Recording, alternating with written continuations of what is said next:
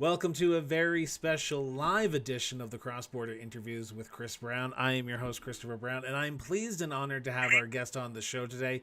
She is the current member of the Legislative Assembly for Chestermere-Strathmore. She is currently running to be the next leader of the United Conservative Party and ultimately the next Premier of Alberta. She is a former guest of the show, Leela Aheer. Leela, thank you so much for doing this, taking time out of your busy day to sit down with us and chat about your campaign, about your vision, and also about the what's next for Alberta. So thank you. Well, thank you, Chris. I'm absolutely honored and privileged to be with you today and to be able to spend time with you. And I think I lost my picture here. Hold on one second. Let me see if I can find you again. We Not can sure what just happened. You though. Yay! There we go. Now I got you back. There so I'm just outside. I'm in Strathmore right now. We just had a town hall because we're on our membership drive. So I'm outside of this wonderful place called PJ's Diner in Strathmore. It's the family that owns it, and the folks that own it are just like staples in the community. They give so much back. So it's been wonderful hanging out with local folks here this morning. Well, I'm glad to hear that. And like I said, we won't take too much of your time because we want to make sure you get back to your campaign. But I have started off all my interviews the exact same way. We did it in December when we first had you on. Let's see if the answer has changed any bit since that last time you were on the show. Where does your sense of duty to serve come from, Leela? I'm compelled to give back. The province has given me so much, Chris. Like my dad came from India in 1962, and he was adopted by this cute little family, that adopted all of these like Southeast Asian boys that came off the airplane that brought them into Alberta culture. And my entire life and the life that I lead, which is spectacular and blessed in so many different ways, is because of the province that I live in and all of the things that I've benefited from in this province. And I want that for these future generations. I want to be part of that. I want to lay a pathway and to show this next group of kids. Like if you think about everything we've been through in the last little while, there's never been a more critical and important time to show unity and strength and compassion and that Alberta resilience, that thing that is just a driver of our province, right? And I've lived and grown up and breathed and eat and sleep that, that's who I am. I'm bred in this province. I love who we are and the tapestry and this beautiful fabric that's been created by, new Canadians. We have Ukrainian refugees coming in right now, people who are forced to leave their home to come to a new home where we can love them and understand and bring them into our culture, to somebody else who came for a job, to fifth generation farmer, to our Indigenous peoples, right? This is a spectacular place, and I just want to be part of it. I want to grow it. I want to unify. I want to bring people together in the way that I understand Alberta to be, and the vision that I think that most of us have, which is that of collaboration and working together. So, which is a great way to jump off into this interview about your leadership and why you're running for the leadership. There is a swath of issues that are facing Albertans today, whether it be inflation, whether it be jobs, whether it be fighting Alberta or Ottawa, as some candidates are saying. What makes you want to be premier? What makes you believe you are the best person to unify Albertas, to bring this province together, to move it forward in a unified fashion, but also not leave people behind, because people are struggling and they need some hope? What are you giving them hope for? I have no ulterior motive, right? There's no agenda for me other than to give you something you can be proud of, Chris. Like I believe unity is not something that you have. You have to earn that. And the way that governments are supposed to look, in my opinion, and I've been elected for 7 years, so I have some skin in the game here. And I've been, over those years, you get a lot of humble pie. So I come into this from I'm coming at this from a very humble lens. So my entire premise is to help build that strong foundation, because your premier, your cabinet, and your caucus are supposed to be the foundation. And right now it's so top down, like it's just topsy-turvy. And it doesn't matter what political party you're in. It's that toxic notion of top-down politics and that we know better than you do. The truth of it is that our responsibility is to build you a strong foundation so you're standing on our shoulders, not the other way around. And for far too long, we're using our opportunities to divide. Like, for example, in the last 3 years, I think I was really blessed because being the Minister of Culture, Multiculturalism and Status of Women, I saw the best of people, right? You saw whether it was faith organizations or community organizations or various groups that were doing everything possible to make sure that there was places for people to sleep if they had COVID, or that spaces were open for them to come and get food, or dropping off baskets, or making sure that somebody had milk if they couldn't leave their house, or walk their dog. Like, I just saw one beautiful act after another. And I was really, I don't know, to say I was touched is an understatement. Like, it was just magnificent to see the typical Alberta spirit, how we rally together.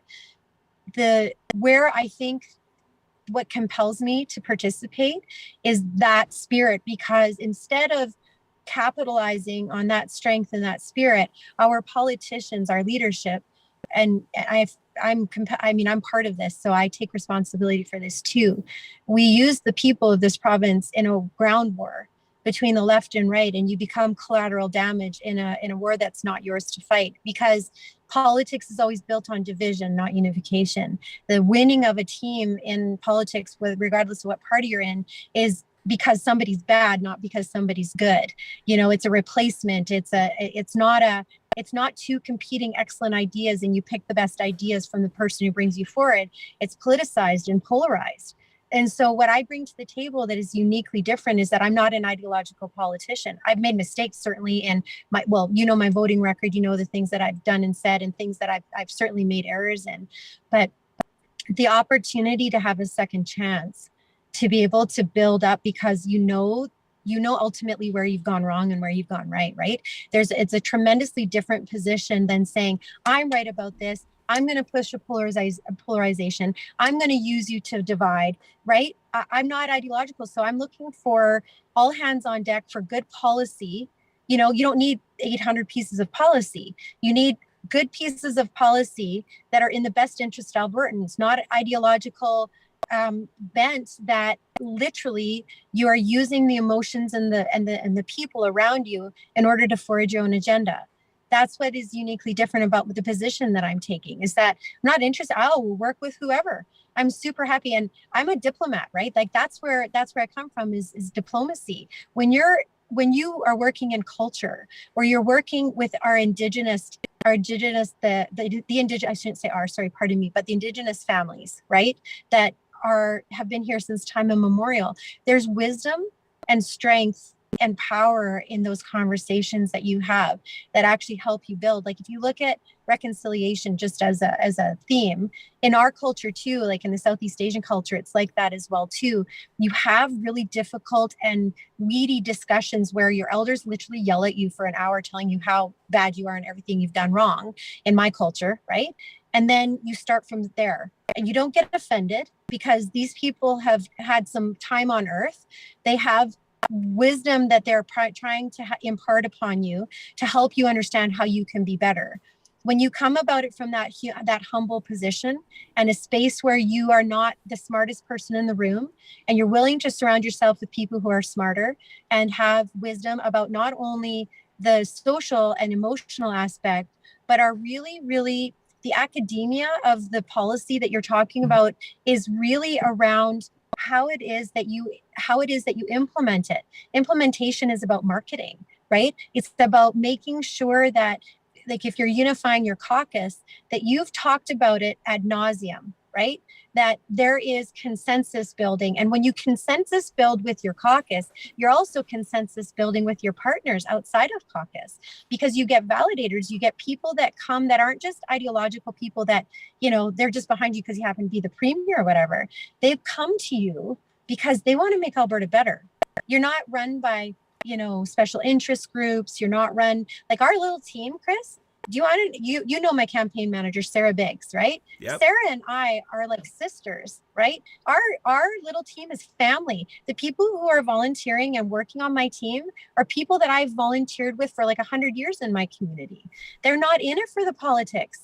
They're in it to build their community. So if you're in it as a community builder, like We'll take AMS as an example right now. What a schmozzle, right? But whose fault is it? You can't point fingers at people.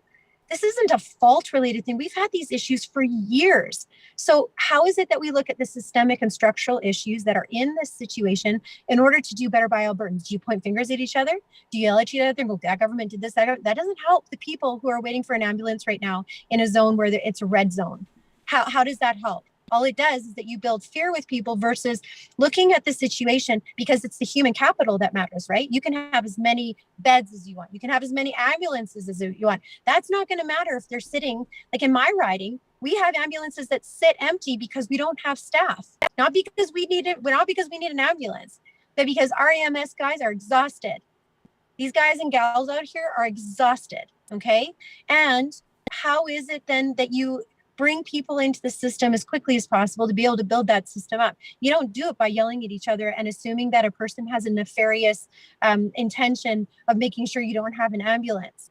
That's not how you build community, Chris. And this goes right across party lines. This is not a UCP or an NDP thing. We're all guilty of this. So. Oh, we might have just lost the MLA here for 2 seconds. We're just going to give it a few seconds, see if it does connect back up. We do apologize right now. We're just going to give it a few seconds and see if she connects back in with us. She might have just hit a dead zone. So we're just going to give it a 2 seconds. We'll be right back, and hopefully we'll be back with the MLA in about 2 seconds. So stick with us. We're just going to take a quick little break, and we'll be back if the Miss Aheer just join us back up here. So be back in about 2 seconds, everyone.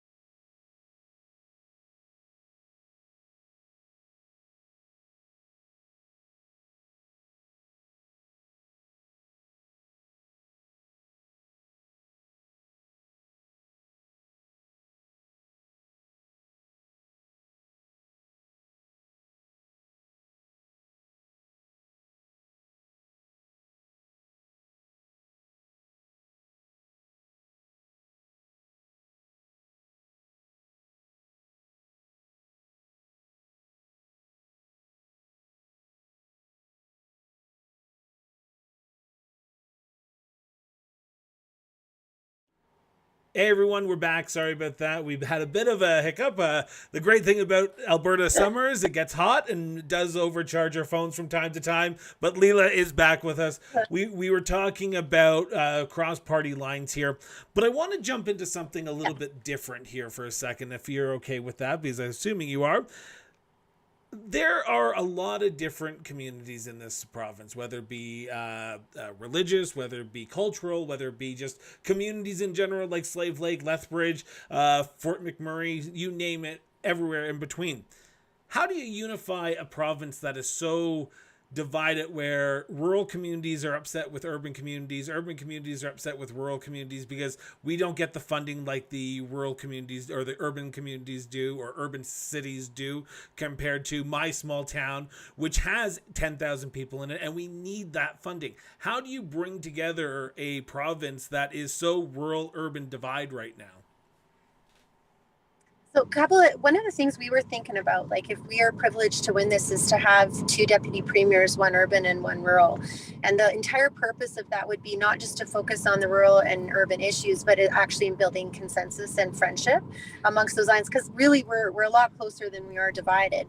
But the problem is like normal, there's insular issues that don't ever get discussed. And because people are so worried about their political careers and not actually what's in the best interest of the province, things get leveraged for those reasons, right? And it happens everywhere. But if we're able to actually build, if you consider it, like I look at Edmonton, for example, in your surrounding areas, right? You have all of these small microcosms of, small cities and communities that surround Edmonton, but you have a really great communication amongst those cities in order to like talk about infrastructure or common needs. And one of the biggest underutilized gems in our province, Chris, is our municipal elected leaders. These people are an expression of the provincial government. We don't build consensus with these people. They've become adversaries to governments versus actually working in conjunction. And we actually engage more with our municipal partners because they're the eyes and ears for us in our municipal, and they're elected officials. So building that unity and having those two premiers to be able to really, really intensely deal and work with those communities. Because when we're looking at dollars and spreading them out across communities, it's hard, right? Because you say yes to some stuff and no to others. But if you're able to justify that based on your capital plans and on building, I think it's a lot easier because you're giving people a heads up. There's absolutely no reason with budgets like what we have in Alberta that we can't give you a 1 year, 5 year, 10-year plan. Like look at education, for example, right? We should be able to, based on enrollment growth, inflation, and all of the things, and population growth, give you an honest idea of what that needs to look like for cost. It shouldn't be a rural urban divide. It should be based on actual growth, right? And austerity should never impact the education of our children. Like we need to be able to hedge that stuff out and have a plan to be. I mean, how long have the teachers and ATA and the ASBA and all the other, they've been telling us this for 100 years, right? But until you actually dive into it to figure out, anybody who knows anything about a business, you run it like a business and you give people heads up. There's a transparency issue, right? Because you're always reacting to the necessities of what's happening at the time versus actually giving a plan that helps us to understand where we're going and how we're getting there. And then if changes need to be made, that can happen. But the other thing is that it comes into the entire thing around politics. It's about division again. You're voting based on division versus unification and how it is that we're together. None of us are feasible without the other. There is no food on your table without our farmers, and there is no growth without our cities. And if we work collaboratively together, there's nothing that we can't accomplish, actually. One of the, how do I put this correctly?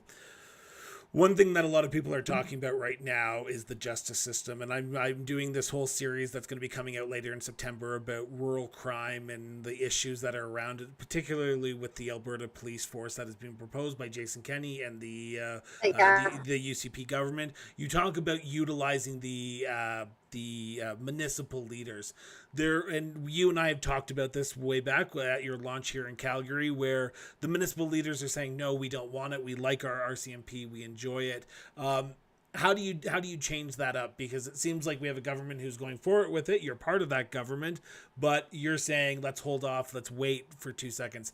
Are you advocating for that in caucus right now? Because I know there's the UCP, the government has just announced a website, and you're saying let's hold off because let's talk to our stakeholders. Chris, I would have had to have been asked in the first place. This is the problem. These are top-down discussions that are not even. You remember I was talking about building unity and working with caucus to build consensus? This is where I came up. I mean, this is like the most natural thing in the whole world, is to build consensus because you do the work. How many municipalities right now have said no to a provincial government? You want to know why? Because we don't know how much it's going to cost. What about the training centers? And I go back to the same thing about EMS. there are this human capital. You can't just change the name of a institution that has structural and systemic issues. We all know about the structural and systemic issues that are in justice and in policing. Tons and tons and tons of issues, from everything from the 2S LGBTQ, 2S community, to ethnic communities, to women, to domestic violence, to, you know, social work within those programs, to, you know, what are the RCMP responsible for, the policing responsible. Like, I mean, the list goes on and on and on and on to how the system has so many systemic issues, right? We could write a book about those issues. Changing the name is not going to fix those problems. It's not. And on top of that, where are you going to get the manpower from? Chris, do you remember when we were kids, like when you talked about somebody becoming a Mountie, there was people lined up around the streets to become Mounties. You have to incentivize and pay people to become Mounties nowadays because of the way that we undermine our systems and the way that we don't work collaboratively. Like, if you look at communities, underrepresented communities, just generally speaking across the province, that the actual people who are on the ground who want to make a difference, who are working in diversity inclusion in particular, are looking at the cultural sensitivities, but that's not ever brought to light. Instead, we're fighting over race-based data. Well, race-based data is a piece of it, but race-based data can be used in negative ways if it's not interpreted correctly. So instead of actually talking about anti-racism committees, that when you go into an Islamic home, women have removed their hijabs in their houses. If there's a problem in that, and a police person goes storming in to a house like that where a woman is not wearing her hijab, you might as well have caught a woman in the shower. This is how traumatic it is for a family like that. These cultural responses and understanding the communities that we are working with, that's the work that needs to be done. Those are the things that we need to be focused on, so that when you're actually forwarding justice, you understand the communities that you're working with. I'm so unbelievably sick and tired of the rhetoric and the nastiness that goes on when we're not actually dealing with fundamental problems. You want to know what the fundamental problem is in justice? Is the fact that is domestic violence and violence against women in particular. When you can violate another person based on their sexuality or who they are or their gender, the entire system breaks down, because we've already lost the humanity and all of that. And I will not budge from figuring out the fundamental issues before we go into deciding what the name of our police force is going to be. Sorry, I have lots of feelings. It sounds like it, and I'm going to play a little bit of a devil's advocate with you here for a second, because I follow Twitter as much as it's a microcosm of what society is, and it's a vacuum of people spewing hate and vile every day. There has been concerns of this government, the UCP government, and the gay-straight alliances in schools, a vote that was taken earlier on. I saw your response to that, but I want to get you on the record and put it out in verbs, because I words on a text tweet does not mean anything to me until you actually say it. Was this a bad vote for the UCP about not enshrining gay-straight alliances within the Education Act? Actually, I wanted it enshrined. So I fought very hard to get them enshrined, because that's the only way legislation has any power, right? It's the strongest legislation in Canada. But did we get it 100% correct? Not even close. There's so many tweaks and things that we can change. I'm 100% willing to do that, whether that's changing the language to immediately, to making sure, like, the problem was what Jason Kenney said right after that legislation, which is in complete contradiction to the legislation. He said something about how that if a child had suicidal ideations, that it was imperative that we tell the parent of that they're in a GSA. That has nothing to do with the group that they're part of. The GSA or any other group, the teachers already have a duty to care. They have that responsibility already to let a parent know. Who cares what group they're in? And that conflation and those words that came out of his mouth completely messed with the legislation that was actually being there. There's still things that we can tweak, and I'm 100% all in and fixing that. We can take a new fountain picture, whatever needs to happen to make sure that our kids and our families and people who are allies and friends of our 2S LGBTQ, 2S community understand where I come from. And those, I'm 100% in on fixing and tweaking and organizing around that. But I'll also tell you this much, Chris. When the NDP brought in their legislation and they opened that back door for anybody to be able to come into a GSA, that means that anybody who, you could have a far right-wing person who believes in conversion therapy to a predator come into a place where children are vulnerable. And I was never, ever going to vote for that. And I told them that in the legislation. And I said, if you can remove that one piece, I know that you've heard me say this before, if you could remove that piece from your legislation, I'm all in. I would have 100% voted it for that legislation against my caucus. But instead, they chose to keep doing this performative action to allow in the legislation to allow this back door for people to come into our children who are in vulnerable situation that need to be able to find ways to come out and be the best human that they can be, and whoever they are, to be able to believe and trust in the human that is being created there.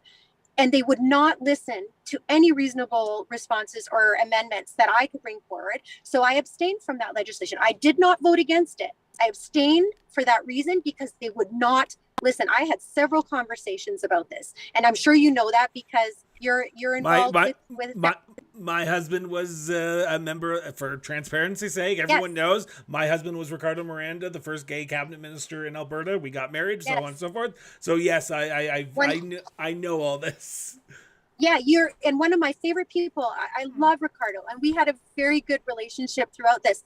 And I know that he understands why I did this, which is why you don't see him out there politicizing this, because he understands.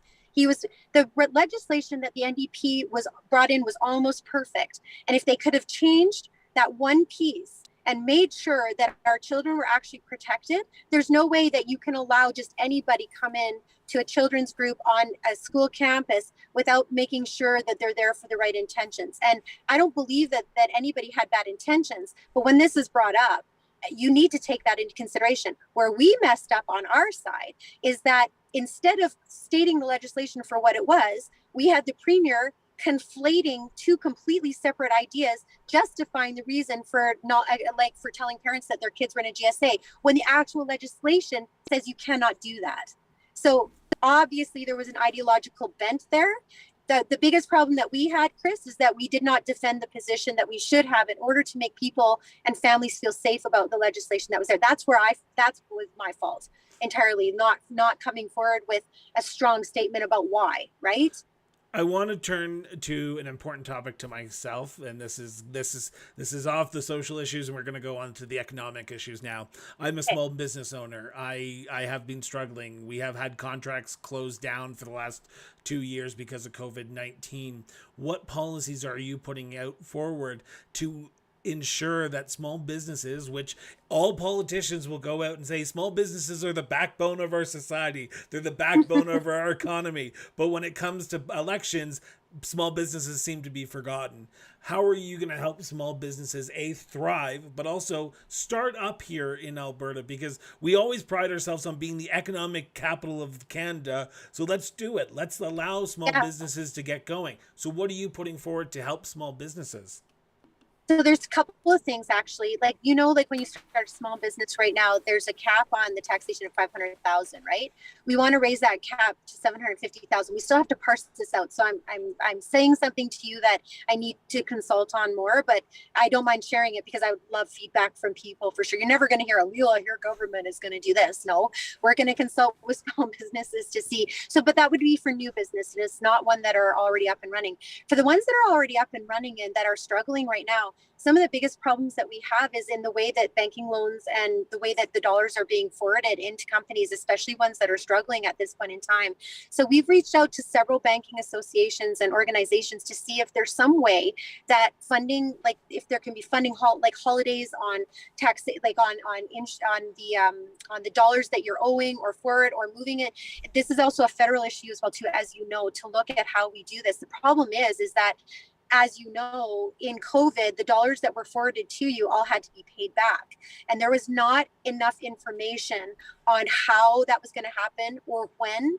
And now suddenly you're faced not only with the substantial amount of debt from not being able to have your businesses running, but also on top of that, paying back government loans and other things, like whether or not that was for your rentals or anything like that. So we're clearly looking at a multi-level issue. A lot of businesses have come to us and said that even if there was like a holiday, a tax holiday, looking at how we could help, because even that would help for businesses to forward how it is that they're moving. But the other thing is a labor shortage, as you know, huge labor shortage if we're looking at restaurant tourism.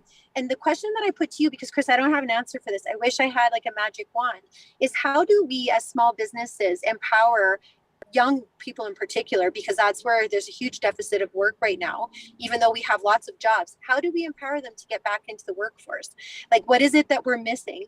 And what can we do to help you, I guess, would be to help empower those kids. Because right now, starting off at minimum wage is what we all did, right? We jumped off at minimum wage, we worked our way up the ladder, and then went into usually quite often small businesses on our own. But we've lost that magic somehow with that entrepreneurial spirit. So I think there are ways that we can engage with entrepreneurial spirit by changing that tax piece, of like raising the cap to $750,000.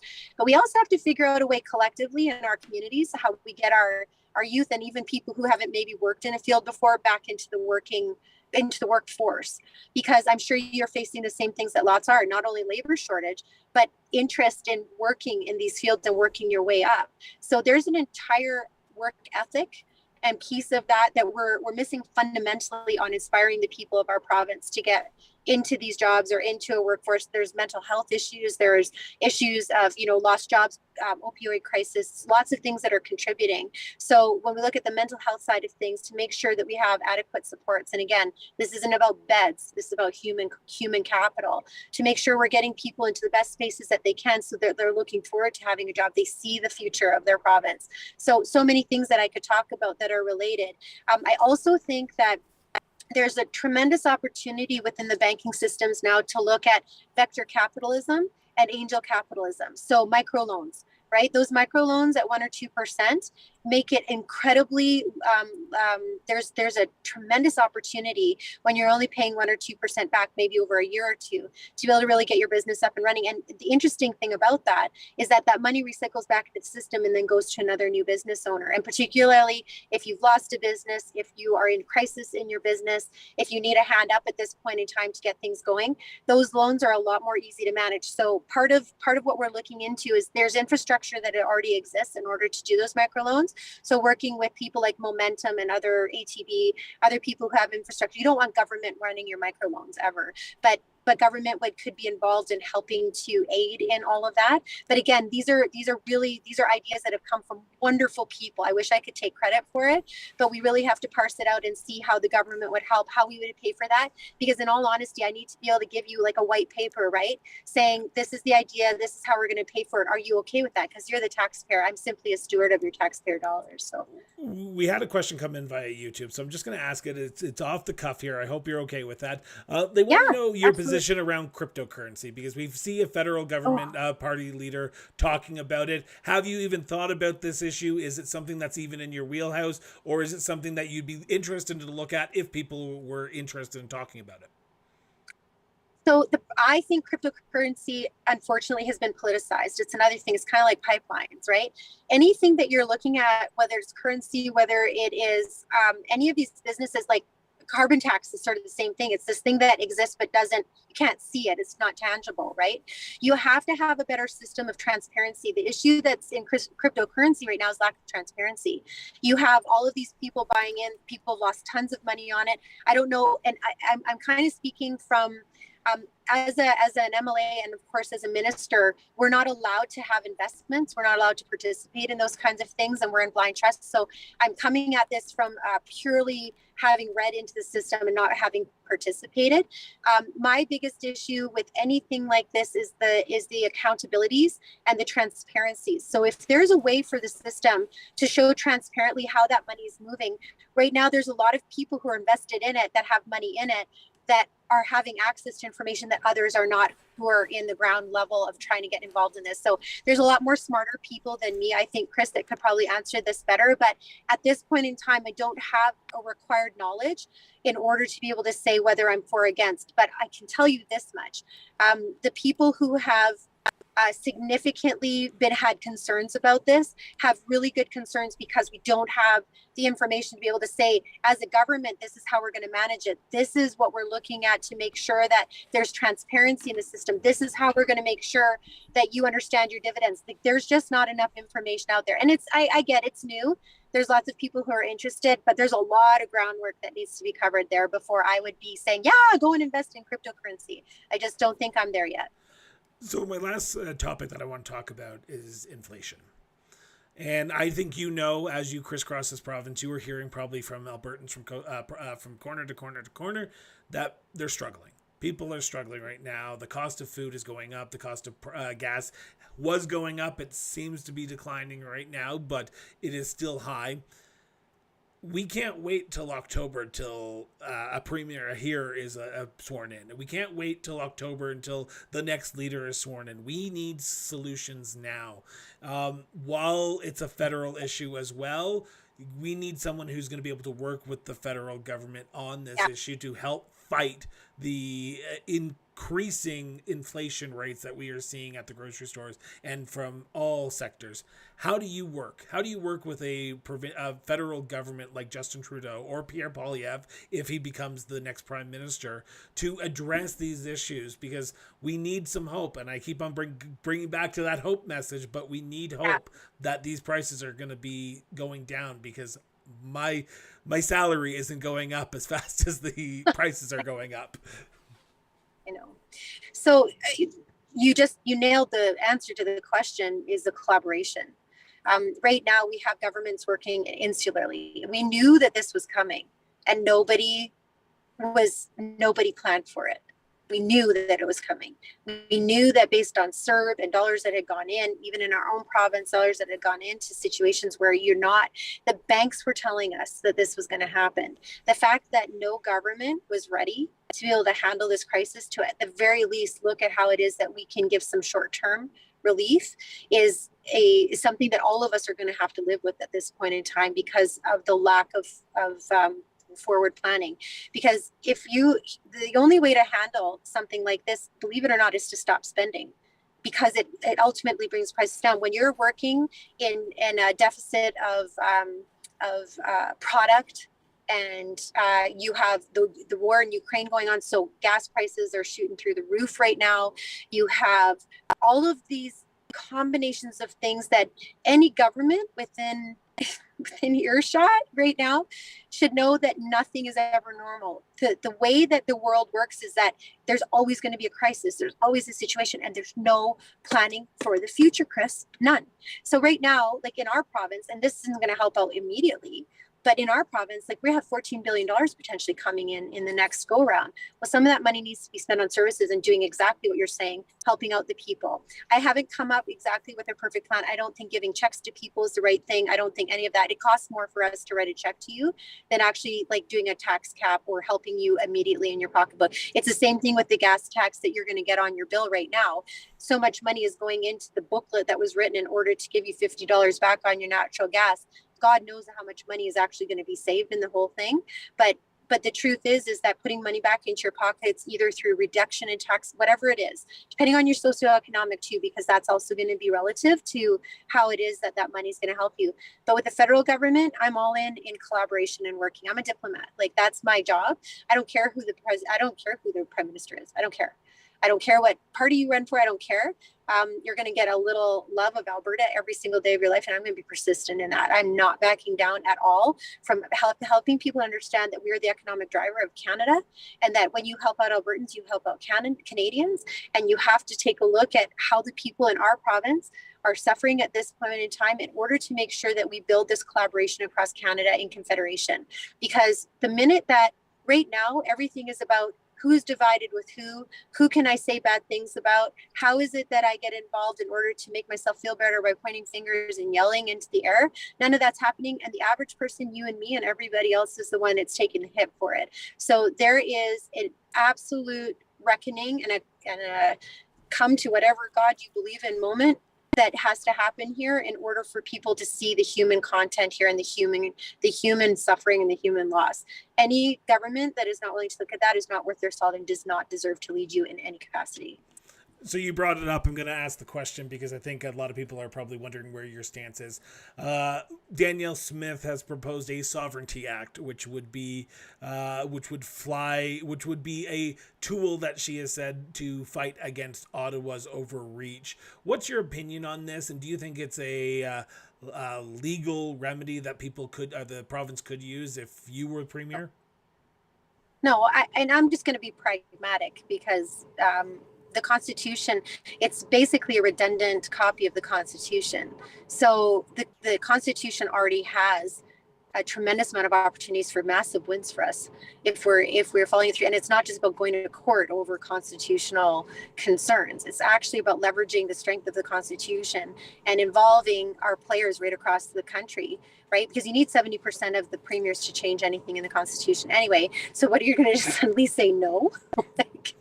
You know, I as much as I would love to believe that's possible, I look to, you know, when Lougheed was our premier here, just to give an example, right? This was in the days of conventional oil and gas, right? And so he was up against Joe Clark, who, you know, was trying to take more of that conventional gas and was trying to change the rules. And so Premier Lougheed created the Crown Corporation, right? And then he had some private sector in order to manage and keep some of that money in the province. I think we can leverage pieces of the Constitution to actually do those kinds of things. That's the way that I look at it. But I'm sort of a pragmatic girl. I'm very emotional, don't get me wrong. But there's screaming into the wind is not going to help. And we have broken relationships here that need to be worked on. So I would propose that we put a task force in Quebec and one in Ottawa. I speak French fluently. We have, you know, close to 300,000 francophones here in Alberta, you know, put together this rock star task force that their entire job is to build relationships with municipal, provincial, and federal governments in both of those areas, to literally pester them every single day with how awesome we are and how it is that we work on our confederation and potentially even our corridors that are necessary for us to see Alberta and Canada in a whole function. Imagine what's capable, Chris, if you take politics out of it and look at the gifts that we have not only below our ground, but the human capital and the diversification that is happening in the sector. Anyways, I mean, the oil and gas companies are 10 steps ahead of us as far as environment and environmental controls and ESG. I don't know why we're fighting these things. Why aren't we working collaboratively? Why does it have to become ideological? You know, if Trudeau saw Alberta for what we're doing and the actual incredible work we have a company that can crack plastics right now, turn it into a liquid and put it into the pipeline with bitumen to remove the condensate, which is value add that goes to Chicago that we never get back. It you know, that's 30% or 40% more in the pipeline that will go because oil and gas is going to be a super part of the mix, at least for the next 50 years. So we just need to talk pragmatically and really, really show the Alberta spirit. And the Alberta spirit has been lost to politics, and the Ontario, that pipeline of talent and the ability to be able to share, because they have upstream projects that cannot function without our downstream materials. So let's just talk pragmatically about it. Like, do you know why Energy East failed? Can anybody tell you why that happened? It was completely political. And the companies that put money into it, just like they didn't see any forward movement there because the politicians aren't willing to sit down and hash it out and figure out how do we get this done. It's good for Canada, right? Yeah. Same thing with, like, there's just so, I mean, I could talk about this ad nauseum, but my point is that if you go in with the intention of diplomacy, if you go in with the intention of building, if you go in with the intention that what is good for me is good for you, if you go in with the intention that provinces are going to benefit, if you're going to change equalization has that change, and that has to come from all of the provinces. Everybody will benefit from that, but you have to show that benefit. It can't come from, you know, NIMBYism and your own thing and your agenda and, you know, whatever sort of, you know, destiny you think you have planned for yourself as a politician. You have to go into it from the aspect that, yeah, you have to fight back sometimes. Yeah, you have to say those things. But you don't attack the very people that are your people. You know, call people names. You don't, use the very people that are part of your entire reason for being. I mean, the people of Alberta are my raison d'etre. That's my why. So why would I go and do something that could ultimately hurt the very people that put me into this position? That lens is uniquely different. You're going into it assuming that people are doing things for good. That's a complete and different perspective than the assumption that everybody is bad. We have covered a lot in the last hour, 45 minutes almost.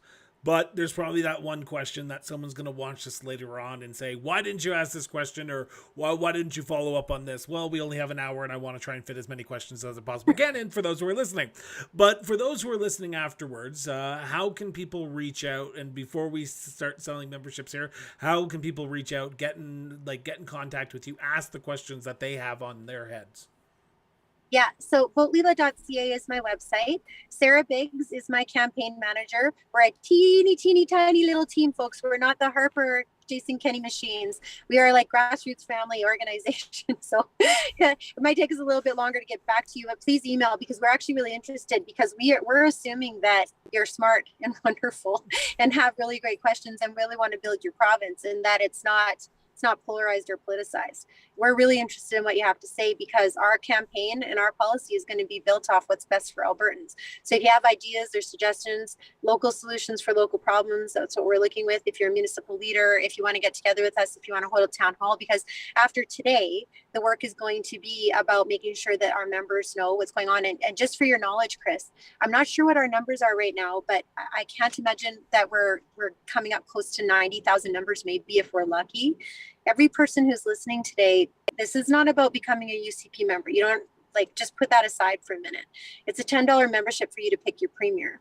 That person is going to be running this province for the next 8 months. That 8 months can make or break what happens in this province, regardless of your ideology or regardless of who you vote for. So that's why it's important. But more than that, there are people who are even suggesting, because you could take a 5-year mandate, right? You don't have to do 4 years. It's in the Alberta Constitution that if you haven't finished your mandate, you could go in for 5 years. You could end up with this person for 22 months, okay? Legitimately. So that's the importance here. Don't worry about whether it's a UCP membership or not. That's irrelevant. You're actually voting for your premier. You can be 14 or over. You can be a PR. This is one of those once in a lifetime opportunities, actually. And how do they do that? How can they actually take out a membership? For those who are listening right now or listening a little bit later on tonight, how can they take out a membership? Yeah, so just go to voteleela.ca and you click on buy a membership. It's not an endorsement of me as the leadership. It's just an easy link because we already have it set up. You can go to any of the candidates and do that.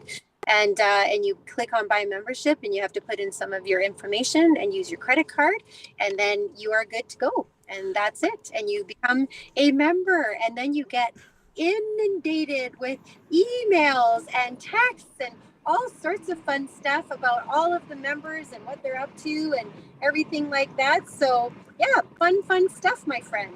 So for those who are listening and watching this a little bit later on, the links to Leela's website and Twitter account are in the show notes. The link to buy a membership is in the show notes. If you want, go out and buy a membership. I'm not forcing you. I would never force anyone to do anything against their will. But if you believe in what Leela has talked about for the last 45 minutes, go out, support her. If you believe that you want to have a voice in this race, go out, buy a membership, do what you need to, because like Leela says, this is a once-in-a-lifetime opportunity. You'd be choosing the next premier of the province, but it's not for me, the host, to decide. It's for you to decide at the end of the day. Leela, I want to thank you so much for doing this. I know you are a busy woman, and even sitting down for this short period of time has been a wonderful godsend to me, so thank you so much from the bottom of my heart. Greatly appreciate it. And I love you so much, and I love Ricardo, and please know that these kinds of conversations for me that's why I'm here. You know, the things that people consider difficult conversations for me are about leveraging and building and learning. And if I don't get it right, I'd really like the opportunity to get it right. It's just really simple for me. So thank you so much for allowing me this. I sometimes feel very aside from privilege, but I don't feel often worthy because I know we've made a lot of mistakes. So the fact that you give me this kind of time to be able to explain and justify and participate is very humbling for me, and I'm truly honored. Well, I'm always happy to have you on. And like we said jokingly beforehand, next time we do this, it will be carpool karaoke with the Premier of Alberta. So with that, I want to thank everyone for tuning in and listening via the Cross Border Interviews website. Have yourself an excellent day. And remember, everyone, get out from behind social media for at least 5 minutes a day and go have a conversation with somebody. I know that seems like a small task, but it makes our democracy better, it makes our society better, and it makes us better as a people. So with that, have yourself an excellent day. And remember, everyone, keep talking.